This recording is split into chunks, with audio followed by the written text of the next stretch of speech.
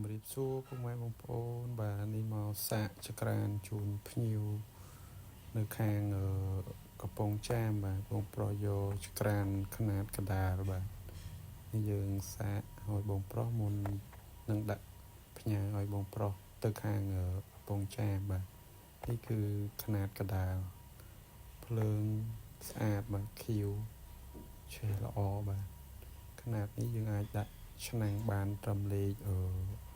50ចុះក្រោមបាទ50ចុះក្រោមភ្លើងតិច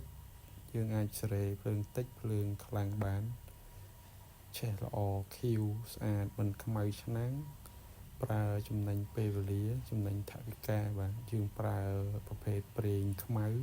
ប្រេងសល់ពីម៉ូតូចាស់យើងយកមកប្រើមកយើងចំណេញលុយចំណេញថវិកា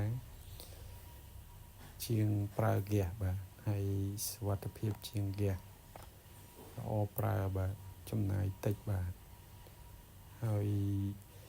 យើងក៏មានលក់ជាប្រភេទកង្ហារដាក់ចក្រានប្រេងដែរបាទຂະຫນາດតូចຂະຫນາດធំຂະຫນາດកដាលមានទាំងអស់បាទប្រភេទកង្ហារដាក់ចក្រានប្រេងយើងមានលក់ដែរបាទហើយប្រភេទចក្រាននេះដែរយើងមានស្តុកស្រាប់បាទបើបងពុកម៉ែបងប្អូនមានតម្រូវការចង់បានចក្រានប្រេងយកទៅប្រើប្រាស់អាចតាក់ទងមកលើកញ្ចក់ទូរស័ព្ទនេះបានគឺលេខខាងយើងដាក់នៅលើហ្នឹងបាទនេះគឺអីវ៉ាន់យើងខ្ចប់ជូនបងប្រុសទៅខាងកំពង់ចាមបាទហើយនេះគឺប្រភេទដង្ហាលຂະຫນາດទូច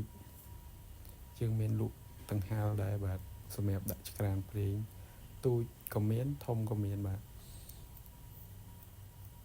ពុកម៉ែបងប្អូនមានតម្រូវការអាចតាក់ទងមកខាង